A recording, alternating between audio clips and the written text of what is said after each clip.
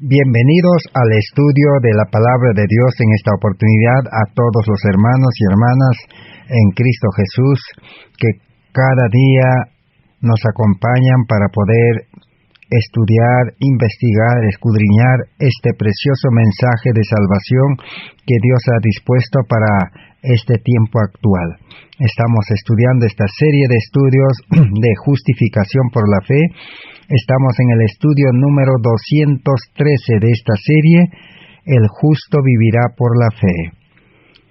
Vamos a continuar estudiando por la gracia de Dios, confiando de que Él es nuestro Maestro, Él es nuestro guía, Él es todo para nuestra vida.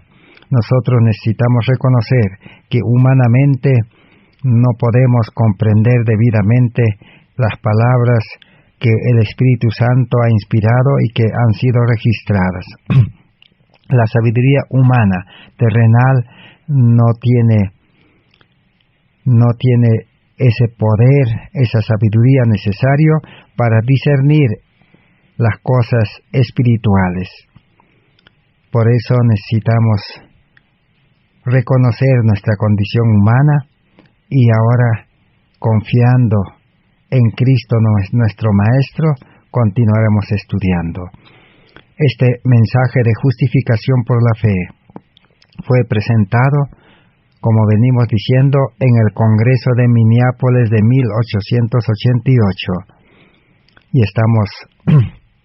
estamos conociendo la historia gradualmente, cómo se desarrolló este Congreso. Lo cierto es que, como venimos diciendo también y comprobando de que este mensaje de salvación fue rechazado por el pueblo adventista y por esa causa estamos todavía aquí después de 132 años.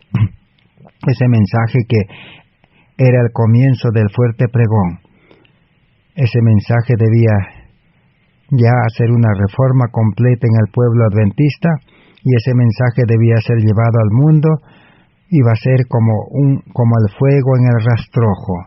Ese mensaje iba a iluminar con la gloria de Dios al mundo entero, para que el mundo conozca que realmente Dios existe y necesitamos a ese Dios en nuestras vidas. Primeramente hemos visto cómo los oponentes, comenzando desde el presidente de la Conferencia General Jorge Butler, secretario Urias Smith, Morrison y otros líderes adventistas, cómo ellos manifestaron su oposición. Su oposición no lo manifestaron directamente, abiertamente, sino que lo manifestaron con su comportamiento, su carácter, un carácter sin amor. Comenzaron a despreciar al mensaje y a los mensajeros y a la hermana White. Hablaron mal de ellos, hubo críticas, hubo aún expresiones despectivas y habladurías y acusaciones de toda clase. Ese espíritu del mal reinó en el Congreso de 1888, como hemos comprobado en los registros que registra la hermana White, en los libros de materiales de Elena White de 1888, que son 4 tomos, total más de 1800 páginas. Y hemos visto también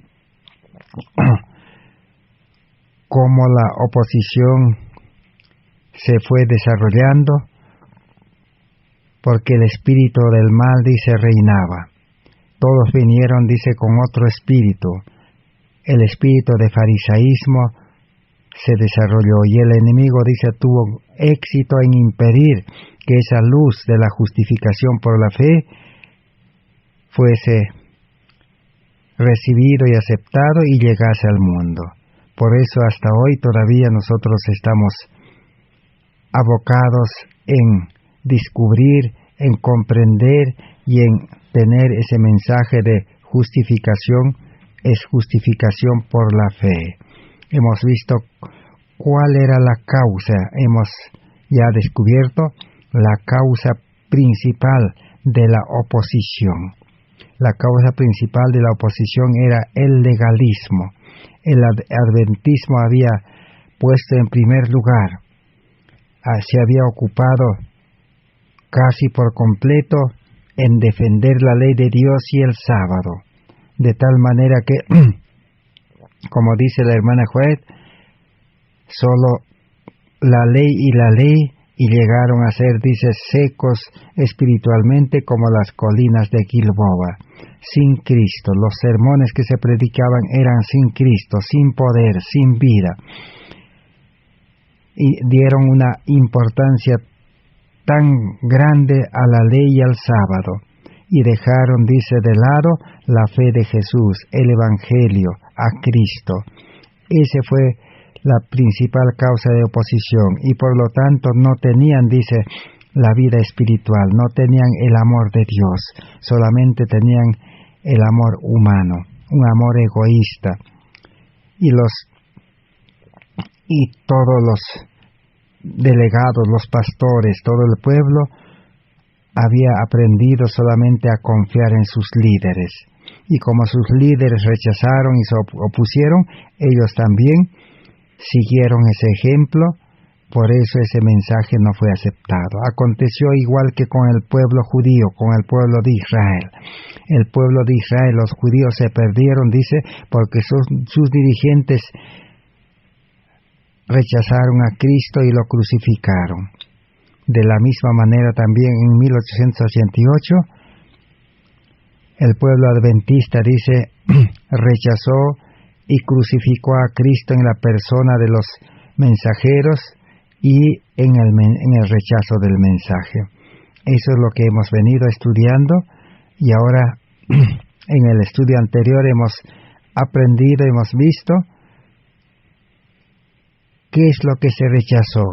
¿Se rechazó todo el mensaje de justificación por la fe o es que se rechazó algún aspecto? Y claramente hemos detallado de que no se rechazó la justicia imputada, es decir, la justificación por la fe propiamente dicho. Porque ¿qué es justificación? Justificación, dice, es perdón completo del pecado, con perdón de toda la vida pasada del creyente que acepta a Cristo. Ese aspecto de la justicia imputada no fue rechazado, porque eso siempre el pueblo adventista siempre estaba sosteniendo y predicando. Y también el protestantismo, los evangélicos también predican esa parte, ese aspecto de la justificación. Lo que fue rechazado es la justicia impartida. En otras palabras, la idoneidad para el cielo, la santificación. Entonces, ¿qué aconteció? Entonces el adventismo y los evangélicos separaron la justicia imputada o la justificación por la fe de la santificación. Para ellos, primeramente lo primario, lo básico es la justificación, la justicia imputada, recibir el perdón y la aceptación de Cristo. Y una vez recibido la justificación, el perdón y la aceptación, entonces ahora ellos entendían que el cristianismo o los creyentes debían ahora proseguir una vida de santificación por medio de la obediencia a los mandamientos de Dios, por medio de la obediencia a la palabra de Dios, hasta ser santificados gradualmente. Esa era la forma de concepción. Pero como hemos visto, la hermana Joel escribe y hemos leído ya claramente ya durante 2 oportunidades de que la justicia imputada es santidad, la justicia imputada es amor, la justicia imputada es ser justo, tener la justicia de Cristo. Entonces, la justificación y la santificación no se pueden separar. No puede existir la una sin la otra. Entonces, por eso es que la justificación por la fe involucra tanto el perdón y tanto la santificación. Porque la una es nuestro derecho al cielo y la otra es la idoneidad, la preparación, el carácter para entrar al cielo. Entonces, cuando el creyente es justificado verdaderamente, al mismo tiempo recibe la justicia de Cristo, recibe la santidad, recibe la perfección, recibe la imagen de Cristo, recibe la gloria de Dios. ¿Qué es la gloria de Dios? El carácter de Dios. Lo que fue rechazado entonces en 1888 es la gloria de Dios, el carácter perfecto de Dios. Por eso los adventistas hasta hoy nunca se ha reflejado la imagen de Cristo, un carácter manso y humilde de Cristo en los creyentes, desde los líderes hasta los creyentes. Porque cuando el verdadero creyente en la conversión, en la entrega total, recibe el perdón, que es la justicia imputada, y recibe también la justicia impartida, que es la gloria de Dios, el carácter de Cristo, entonces el creyente nace en la vida cristiana con el carácter perfecto de Cristo. Ahora ese carácter tiene que desarrollarlo, tiene que hacerlo crecer. Esa es la justificación por la fe completa, amplia y perfecta, para que ahora ese creyente pueda tener la gloria de Dios. Y esa gloria está dado para iluminar el mundo, para llevar el mensaje al mundo con el carácter de Cristo. Como hemos dicho, lo que el mundo espera no es teoría. Lo que el mundo espera es el carácter de Cristo, el amor de Dios en los creyentes. Ese amor que pueda dedicarse a una vida de servicio, a enseñar a los que están de hambre de la salvación, a atender a los enfermos, llevarles el mensaje de la salud espiritual, sanación espiritual y sanación física del cuerpo. Ese es el mensaje que el mundo espera, que los creyentes puedan instruir, que puedan atender a los enfermos, obra médico-misionera. Eso es lo que fue rechazado. Y ahora Dios está esperando de que su pueblo recupere ese mensaje de la gloria de Dios, la idoneidad para el cielo, que el creyente en Cristo verdaderamente puede vivir una vida sin pecar como Cristo, porque vive la vida de Cristo, puede vivir una vida perfecta en Cristo, puede vivir una vida como la de Cristo que vivió en este mundo. Así que todo eso hemos venido estudiando y ahora vamos a continuar estudiando. ¿Qué es lo que la hermana Juárez enseñó, presentó en 1888 durante más de 20 veces que ella predicó, ella enseñó en el Congreso? Y solamente Jones y Waggoner presentaron solamente 11 o 12 sermones nada más sobre justificación por la fe en base a la ley. Por eso es que nosotros primeramente ahora estamos estudiando cómo la hermana White presentaba el mensaje de justificación desde diferentes aspectos, desde diferentes puntos de vista, de la forma como ella podía hacerlo con sus propias palabras. Ahora entonces veamos acerca qué es el pueblo de Dios, qué es la iglesia de Dios. Vamos a leer entonces en uno de sus sermones que está registrado en la página 130 y 131 de Materiales de Elena White de 1888. Dice así: mi objetivo al decirle estas cosas a usted hoy es que usted aleje su mente de las cosas de este mundo y la coloque en las cosas eternas.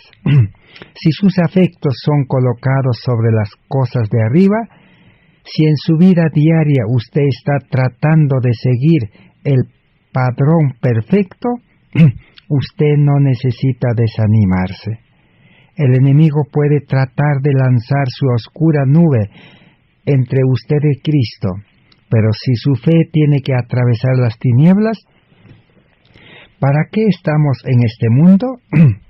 Para presentar a Cristo y para hacer una bendición para nuestro prójimo. Cristo tiene que ser formado en nosotros la esperanza de gloria, basado en Gálatas 4:19.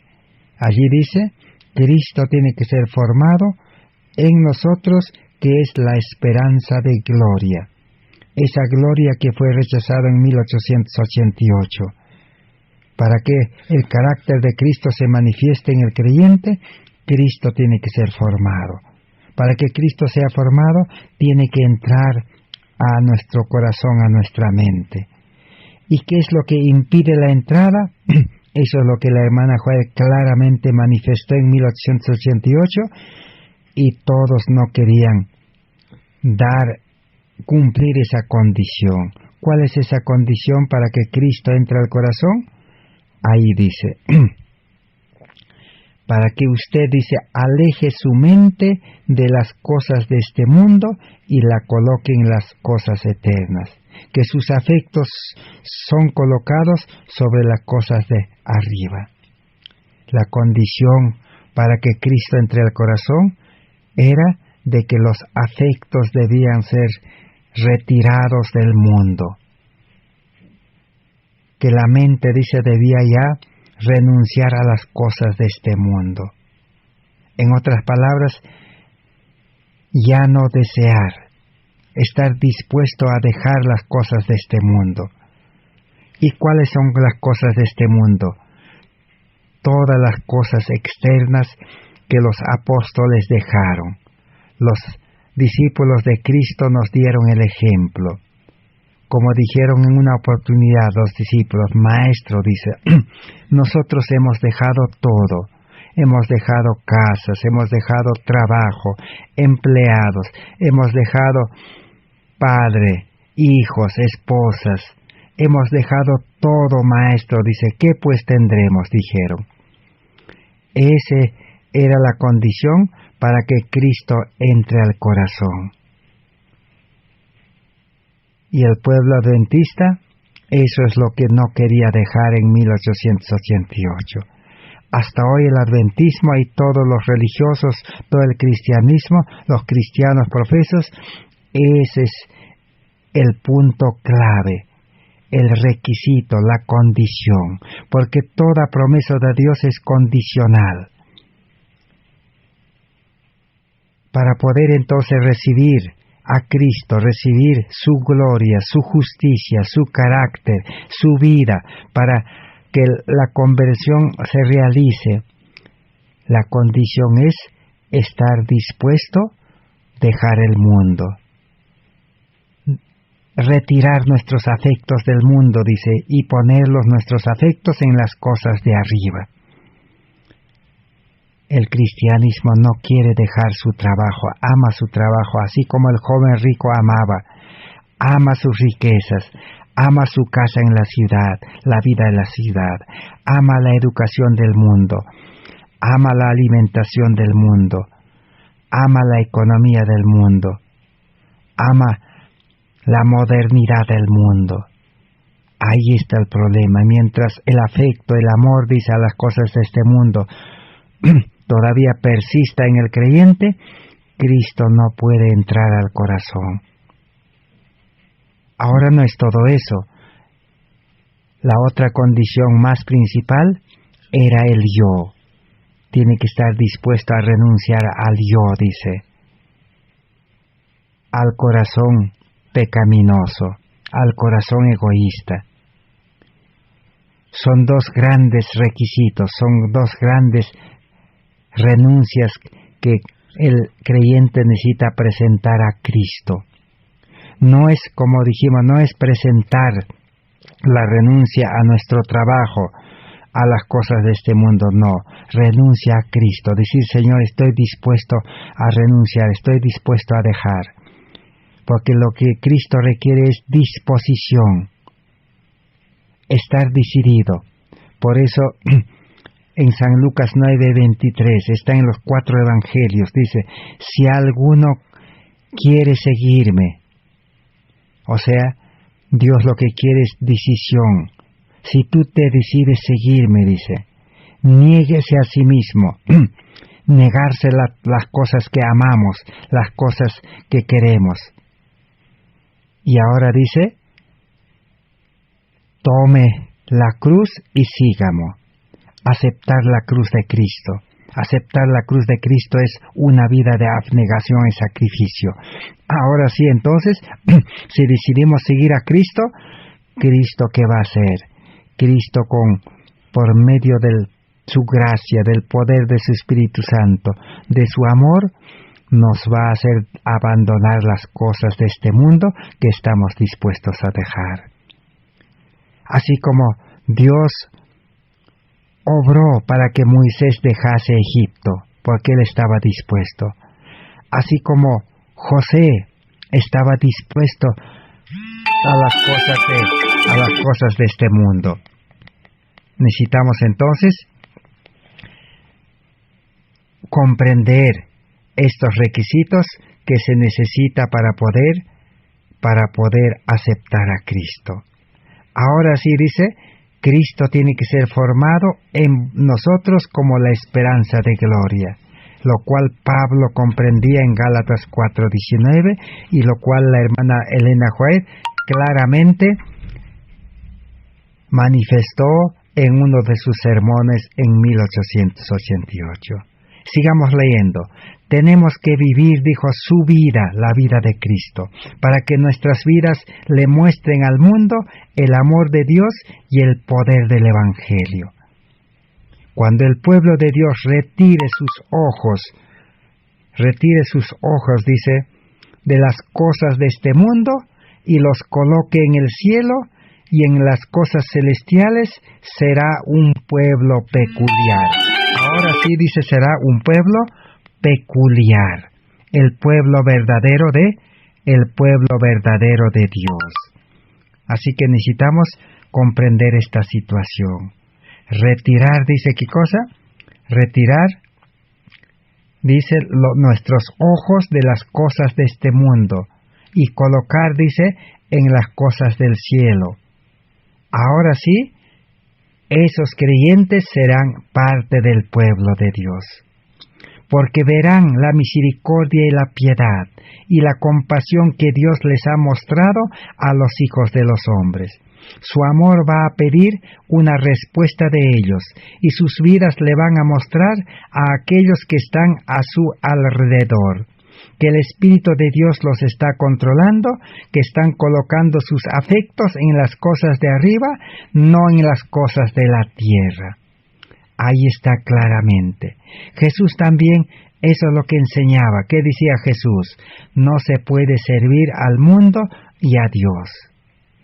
No se puede tener un corazón dividido, decía Jesús. Por eso al joven rico que le dijo, sígueme, le dijo. Pero para seguir tienes que estar dispuesto, le dijo, a dejar todas las cosas de este mundo y darlo a los pobres. Si el joven rico hubiera dicho, Señor, estoy dispuesto a seguirte y también estoy dispuesto a dejar, pero no puedo deshacerme, no puedo vender, no puedo cómo repartir. Entonces, ¿qué hubiera pasado? ¿Qué hubiera pasado?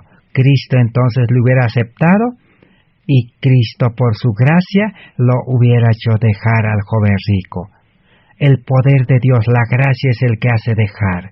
Dios abre el camino. Así como Jesús llamó a los discípulos y Cristo es el que los hizo dejar. El poder de Dios, la gracia de Dios. Para Dios es fácil. Lo que es imposible, dice, para los hombres, para Dios es fácil. ¿Y por qué, la pregunta necesitamos hacernos? ¿Por qué Cristo quiere que retiremos nuestros afectos del mundo? ¿Por qué quiere que nosotros podamos retirar nuestros ojos y ya no miremos a las cosas de este mundo. ¿Por qué? Porque las cosas de este mundo no van a solucionar nuestra vida en este mundo ni la vida futura. Porque las crisis están empezando, vendrán las angustias, vendrá toda clase de males. En los tiempos difíciles, el dinero no nos va a salvar, no va a solucionar los problemas de este mundo, de nuestra vida. Si por A o B llega una pandemia más y viene una enfermedad, el dinero no nos va a salvar, nuestro trabajo no nos va a salvar, la educación del mundo no nos va a salvar. Los médicos se educan en el mundo, son los mejores médicos educados, pero cuando llegó la pandemia no pueden hacer nada. Todas las cosas de este mundo, la vida de la ciudad, vivir en la ciudad no va a solucionar. Eso lo hemos visto. Entonces Dios tiene razón. Y Dios nos quiere dar cosas mejores. No quiere quitarnos Dios, sino nos quiere dar a cambio cosas mejores. Nos quiere dar a los apóstoles que les dijo, ustedes ahora tendrán 100 veces tanto, dice, de lo que ustedes han dejado. Ese es el Evangelio de salvación que la Biblia enseña, que es el mensaje de justificación por la fe. Es el plan de salvación. Esas es las lecciones que enseña el santuario, la luz del santuario. Ese es el mensaje del testigo fiel. Ese es el mensaje de los 3 mensajes angélicos.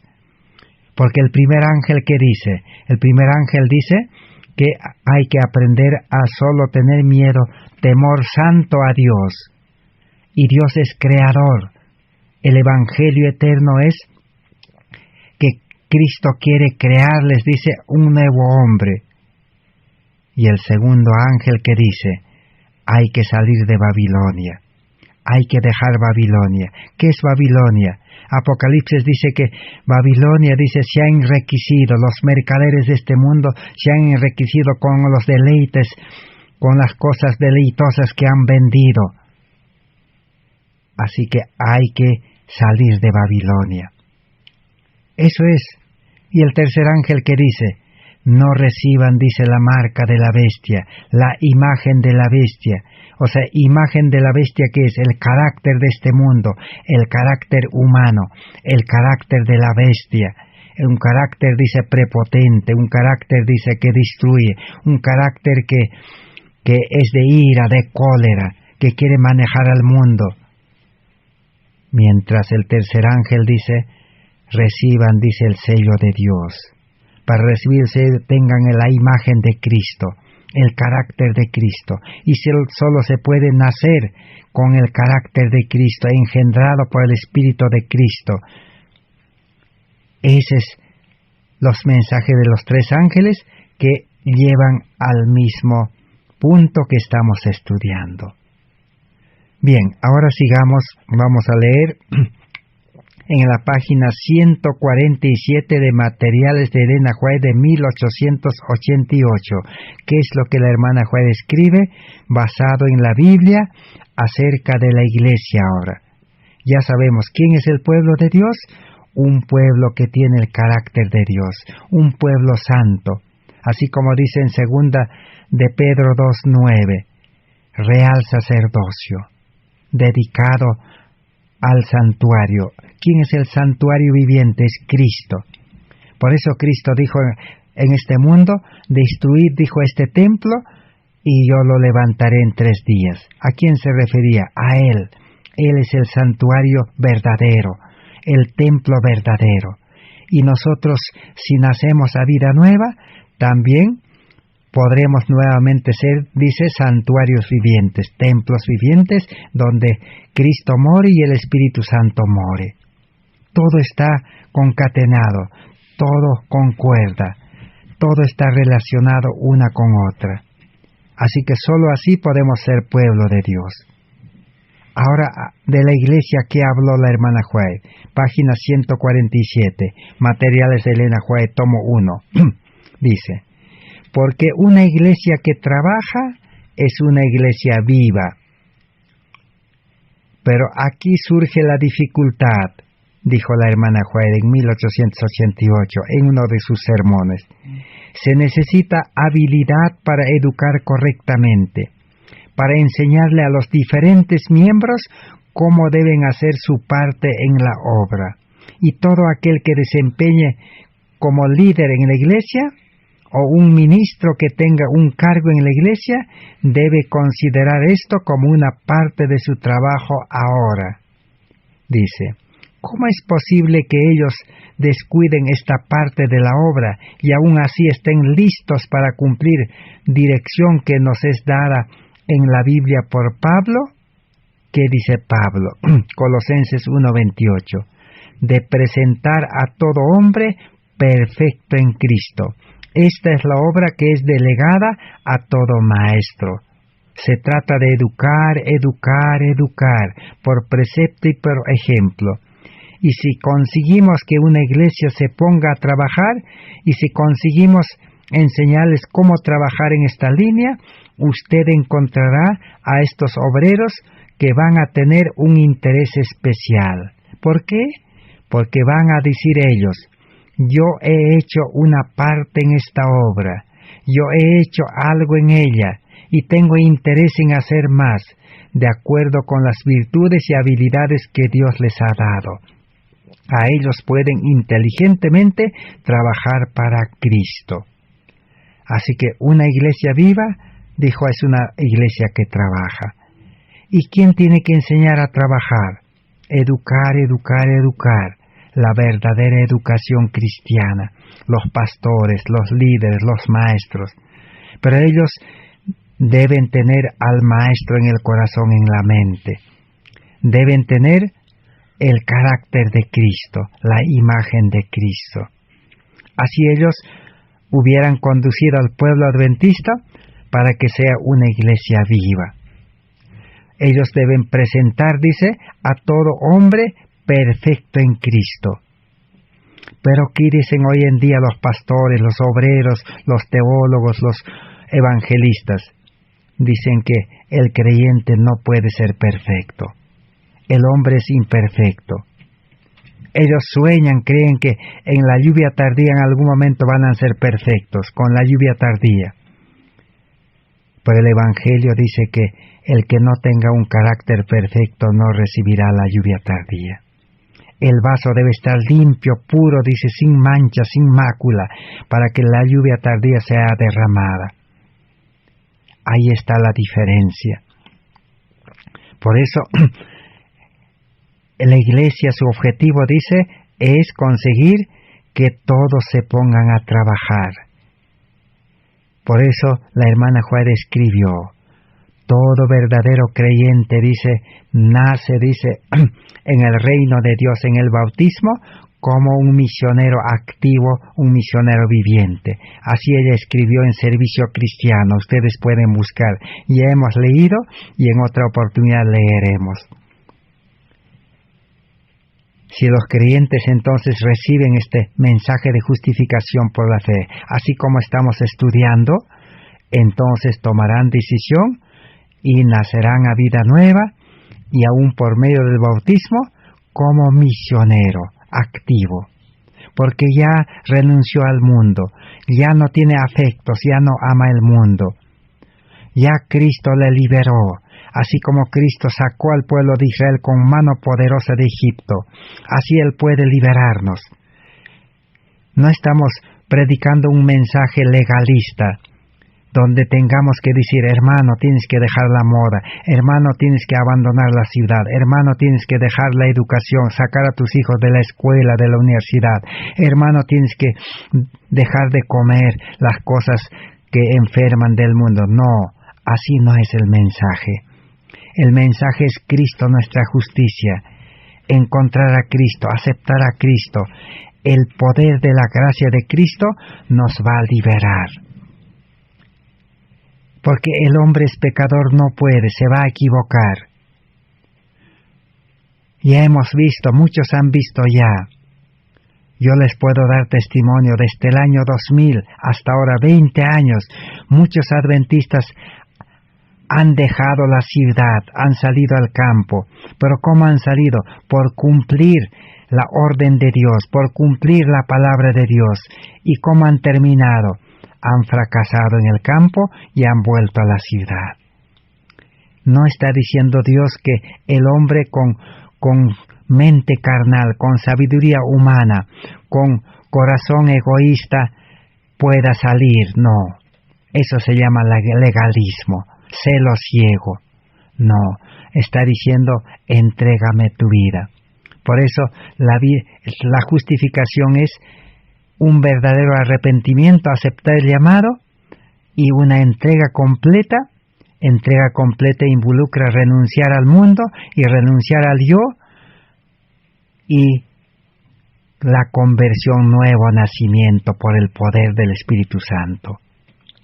Ahora sí, entonces, el cristiano nace como misionero. Ahora no es decir a los creyentes, tienes que salir a predicar, tienes que hacer obra misionera, hay que hacer un plan evangélico, hay que mandar a los hermanos a predicar. No es así. Sino si nació a vida nueva, con el Espíritu de Dios engendrado, con el amor de Dios, con la ley de Dios en el corazón, entonces ya tiene los patrones de la ley de Dios en el corazón, ya tiene el programa de la ley de Dios en el corazón. El creyente entonces, impulsado por el Espíritu Santo, saldrá a predicar. No porque el pastor le mandó a predicar, no porque algún maestro, algún dirigente de la iglesia le mandó a visitar a los enfermos. El amor de Dios, dice, me constriñe, dice Pablo. El amor de Dios es un fuego, dice, que me quema en el corazón y me lleva y me impulsa, dice, a visitar a los enfermos, a enseñar el Evangelio de salvación, a contar la experiencia de la conversión, del nuevo nacimiento, a contar la experiencia cómo Dios le hizo abandonar el mundo. Para Dios es fácil dejar la vida de la ciudad. Muchos no saben cómo deshacerse de sus negocios, de sus empresas, de su casa. Pero cuando entreguen sus vidas, estén dispuestos, Dios fácilmente los hará dejar. Dios suscitará compradores. Dios pondrá su espíritu para que pueda dejar esas cosas. Para Dios es fácil, es posible. Eso es justificación por la fe. Por eso dice, el justo vive por fe. El justo deja la ciudad por fe. El justo deja la educación del mundo por fe. El justo todas las cosas deja por fe. Confiando en Dios, no confiando en sí mismo. El rico puede decir, bueno, yo puedo dejar la ciudad, yo tengo dinero, así que busco en el campo, me compro con mi dinero y dejo la ciudad. Va a fracasar. Y va a volver a la ciudad. O algo va a pasar en el campo y no va a poder enfrentar, porque tiene confianza propia, justicia propia. No, tanto el rico, el pobre tiene que humillarse. Tanto el sabio como el que no tiene educación tiene que humillarse. Ambos tienen que comenzar de nuevo. Ese es el Evangelio de justificación por la fe. Ahora sí, es una iglesia viva. Y cuando la iglesia, dice, trabaje activamente, Dios reconocerá, dice, con el derramamiento de la lluvia tardía. El pueblo adventista no quería aceptar eso exactamente. Una vida santa, una iglesia viva. Hoy en día las iglesias solo quieren que los pastores misioneros prediquen y que los miembros vayan a trabajar y manden diezmos, ofrendas para sostener a los pastores misioneros que predican. Esa forma de enseñar está equivocado, es la enseñanza de la mente carnal, de la mente humana. Así las empresas prosperan de esa manera, pero ese no es el método de Cristo. Jesús dijo, no con fuerza ni con sabiduría humana, sino con mi espíritu. Ahora vamos a seguir leyendo en la página 147. Dice así: ahora, aquí viene el punto especial, dijo la hermana Jued. el estar seguro que estos obreros poseen el Espíritu de Jesucristo. Los obreros tienen que tener la seguridad de que tienen el Espíritu de Cristo morando en ellos. Pero hemos estudiado que el Espíritu de Dios no puede morar en un corazón que tiene afectos al mundo, que ama el mundo, que no quiere dejar el mundo. Allí no puede morar. Porque Cristo primero tiene que limpiar el corazón de ese deseo, de ese amor egoísta, para que su Espíritu Santo engendre nueva vida y el Espíritu Santo sea el guía, el que dirija esa nueva vida. Por eso la hermana Joy dijo, los obreros tienen que estar seguros de que poseen el Espíritu de Jesucristo en ellos. Si ellos están llenos con el amor de Dios, el cual debiera estar en el corazón de cada obrero, y si ellos buscan sabiduría de arriba, van a ser cada vez más inteligentes con relación a su trabajo, y van a ser más eficaces en su trabajo, y van a ser obreros útiles. Aquí está el secreto para ser obrero. Aquí está hablando de los verdaderos obreros de Cristo. A esos obreros que Jesús en una parábola dijo, para la viña. Jesús dijo, la viña es grande, pero pocos son los obreros. Aquellos obreros que deben trabajar en la viña de Dios, en el trabajo de Dios. Llamados que nacen como obreros en la conversión, en el bautismo. A eso se refiere aquí. Y ellos nacen, dice aquí, llenos con el amor de Dios. Ahora sí, ese amor los impulsará a trabajar con éxito. Ahora, dice, lo primero es que nuestros corazones, mentes, caminos y maneras no se ofendan, dice. Ahora sí, ese obrero no se va a ofender, no se va a molestar, no va a tener ira. No va a comportarse como se comportaron los delegados en 1888, desde el presidente hasta el último. Queremos ser esos representantes excelentes de la causa misionera, que pueda permanecer tan alta como sea posible, dijo la hermana Jued. Cristo ha dicho que vuestra luz brille delante de los hombres, para que puedan ver vuestras buenas obras y glorifiquen a vuestro Padre que está en los cielos. El mundo quiere ver las buenas obras, pero no las buenas obras de los hombres, como hemos leído, sino las buenas obras de Dios en el hombre. Las buenas obras de Cristo en el hombre, porque Cristo vive en el verdadero obrero. Cristo es la luz. La luz tiene que entrar al corazón para que las tinieblas del egoísmo desaparezcan y del pecado, y ahora pueda brillar. Esa es la obra que tenemos que hacer, dijo la hermana Jued, y Dios nos va a ayudar dejando que su luz brille a través de nosotros. Por eso ella instaba, suplicaba, rogaba de que la luz de la justificación por la fe debía recibirse. Pero el pueblo adventista no entendió en el Congreso de 1888. Queremos ver, dijo, los mejores y más inteligentes obreros, dice, en todos. Eso es lo que la hermana Juez estaba predicando en 1888 y a nosotros nos llega ese mensaje. La siguiente página, 148, dice, ¿qué es lo que nos dice? A ver, vamos a leer. Hay iglesias en diferentes lugares que podemos decir que están listas para morir. Si estuvieran listas para morir al yo y al pecado, si muriera la codicia y el amor al placer, no estaría tan mal. Aquí tenemos dos clases de muertes.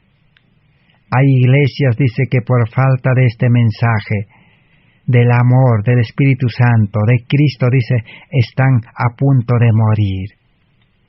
Y realmente al rechazar ese mensaje, murieron.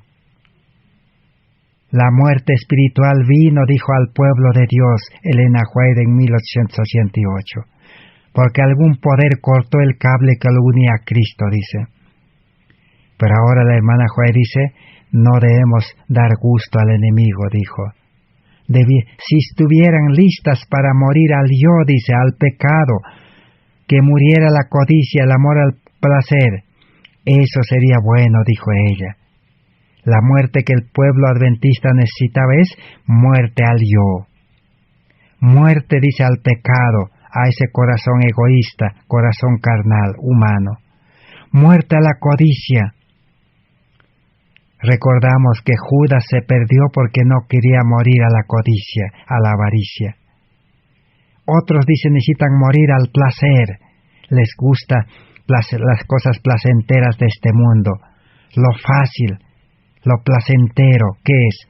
Tener la ciencia moderna, los aparatos modernos en el hogar, una casa moderna, alimentación moderna, educación moderna, todo moderno, negocios modernos.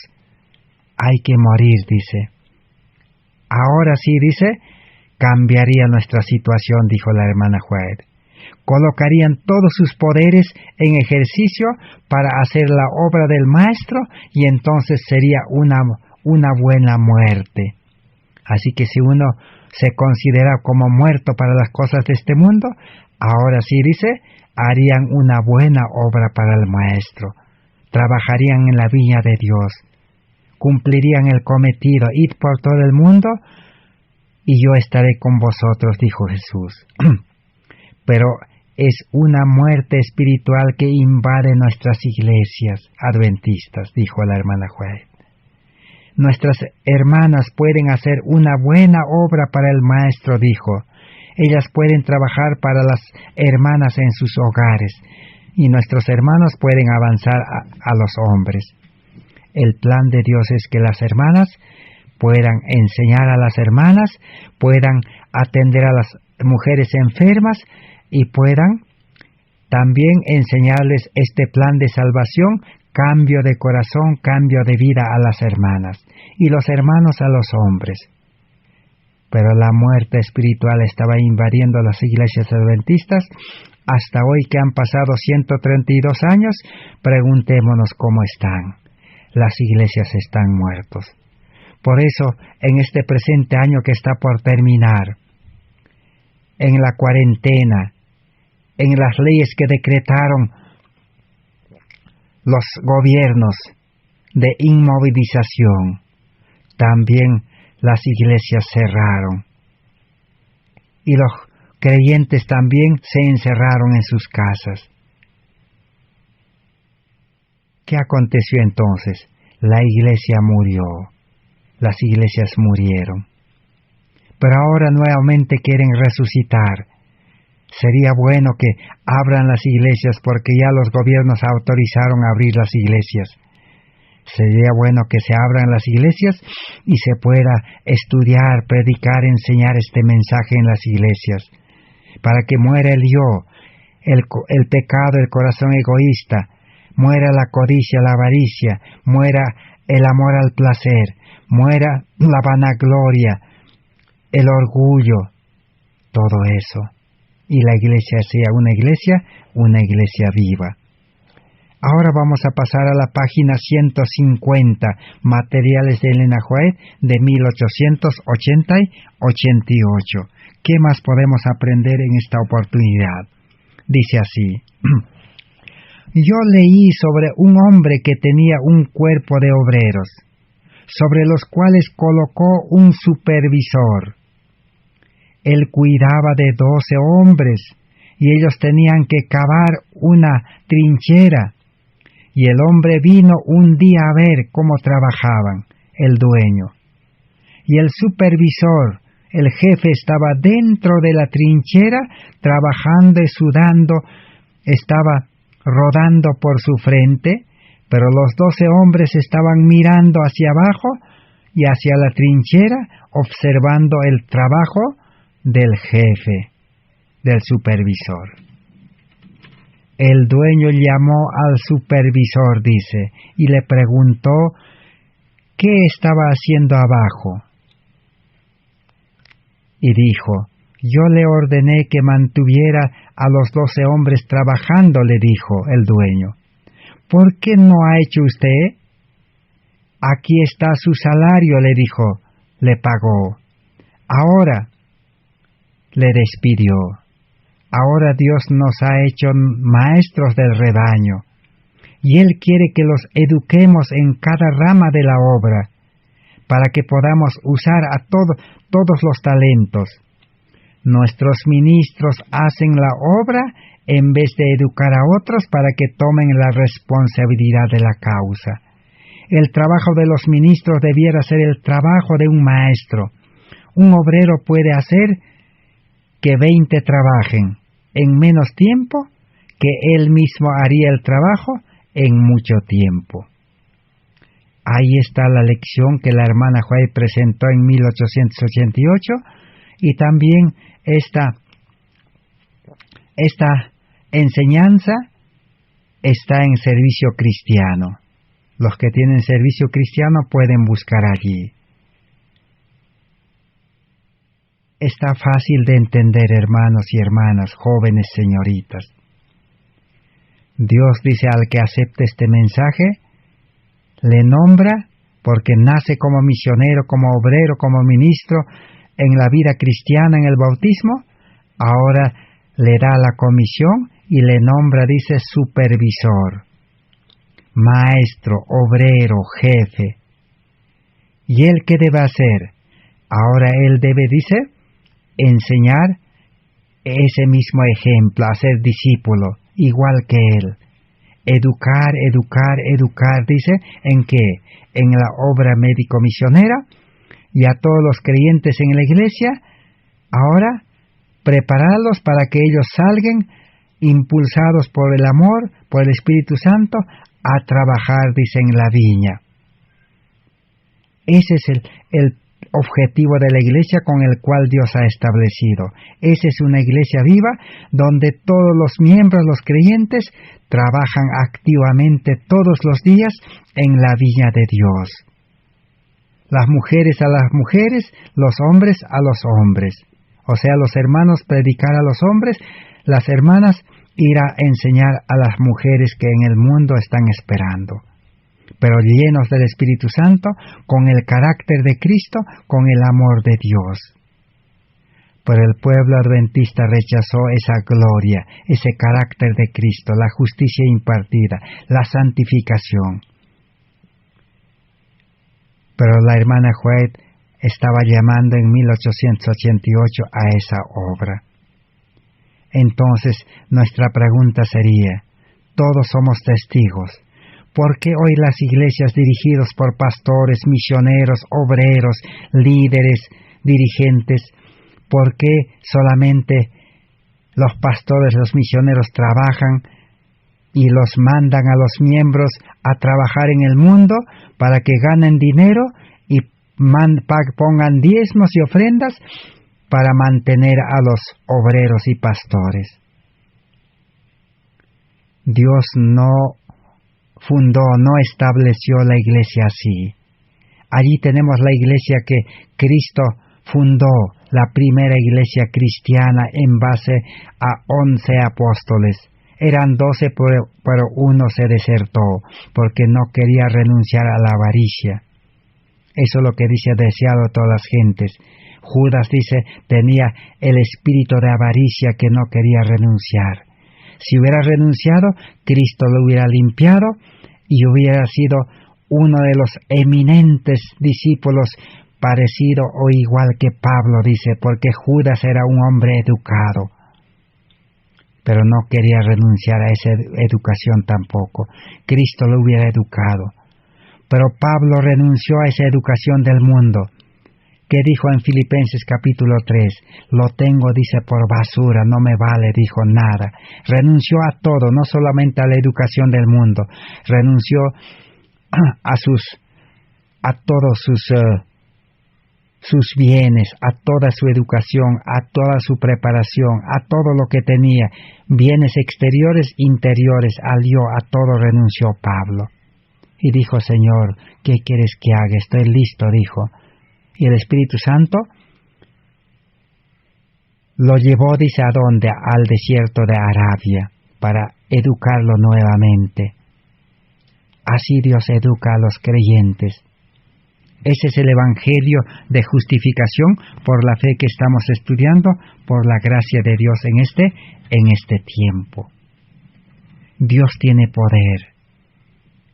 Recordemos la historia de Pablo, porque Pablo fue humillado hasta el polvo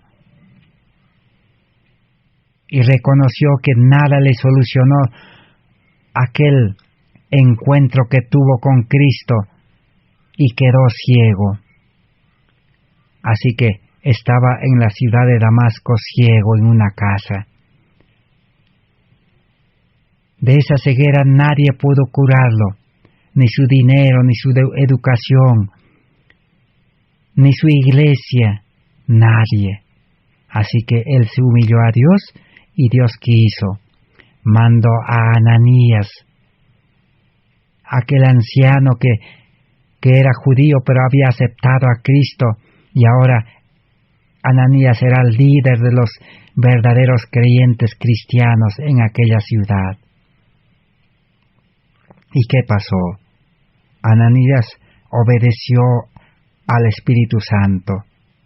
Humanamente, Ananías nunca hubiera ido a visitar a Pablo, porque él sabía que Pablo venía a perseguir y a apresar a los cristianos y llevarlos a Jerusalén para que sean muertos.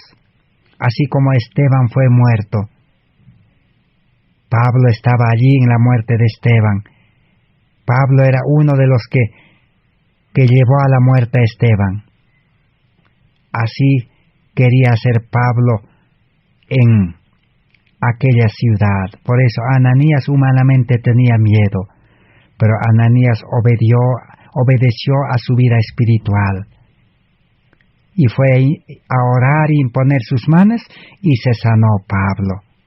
Pero cuando se sanó Pablo, ahora Pablo era un hombre espiritual. Porque cuando uno nace a vida nueva, recibe vida espiritual y se sana físicamente. Por eso todos los enfermos que quieren sanar, primero necesitan conversión, nuevo nacimiento a la vida espiritual. Ahora sí, pueden orar los justos, dice, como Santiago dice, los justos deben orar, no los pecadores. La oración del justo es eficaz, dice. Así como ese justo Ananías oró por Pablo y se sanó. Pero ahora pues Satanás comenzó a incitar a los judíos en esa ciudad que era amurallado. Se enteraron de la noticia de Pablo que se convertía al cristianismo y cerraron todas las puertas y ahora a Pablo querían matarlo. El Espíritu de Dios provisionó el escape. Así Cristo lo libra. Aquella noche, dice, fue descolgado en una canasta por los muros de la ciudad y sano y salvo escapó, guiado, dirigido el Espíritu Santo. Dios tiene poder para liberar de las ciudades, de las poblaciones, aunque estén prohibidos a salir de la ciudad. Para Dios es posible todo. Así el Señor actúa. Ese es el método de Dios. Tenemos que esperar que Dios abra el camino. Dios nos puede sacar de las ciudades con mano poderosa. Aún nos puede sacar de la ciudad cargado de dinero, de oro, de plata, así como los israelitas salieron de Egipto, dice, cargados de oro y plata. Pero otros también, dice, llegará el momento en que saldrán sin nada. ¿Por qué? Porque dilataron mucho el tiempo. Amaban su ciudad, su casa, como Lot y su familia. La dilación, la demora, dice, les costó caro, salieron, dice, sin nada. Así muchos que esperan, saldrán sin nada. Tendrán que perder todo, su mansión en la ciudad, su empresa, su dinero, aún sus hijos, aún algunos perderán su esposa, otros a su esposo, los hijos perderán a sus padres, porque demasiado tarde esperaron. Por eso necesitamos tomar esa decisión de Pablo. Pablo, cuando entendió que Dios le estaba llamando, dijo: Señor, ¿qué quieres que haga? Estaba dispuesto a hacer todo lo que Dios le ordene, no lo que le ordenen los líderes. En Damasco, Ananías no le ordenó a Pablo que haga las cosas, ni tampoco Pablo ya no esperó la orden de Jerusalén, sino la orden del Espíritu Santo. Necesitamos en el nuevo pacto recibir el Espíritu Santo. El Espíritu Santo será el guía, dice. Apocalipsis 3, 14 al 18 dice: el guía, el testigo fiel, es el Espíritu Santo. Que Dios pueda bendecir por recibir estas preciosas enseñanzas, esta luz de justificación por la fe, que puede solucionar nuestra vida en este tiempo, que puede solucionar la vida de nuestra familia, de nuestros hijos, la vida de la ciudad, la vida de la iglesia, la vida con los hermanos. Puede solucionar. Por eso necesitamos seguir estudiando. Que Dios bendiga su palabra. Gracias por vuestra comprensión y por vuestra atención. Sigamos estudiando personalmente, comprobemos todo esto y el Señor podrá solucionar todo.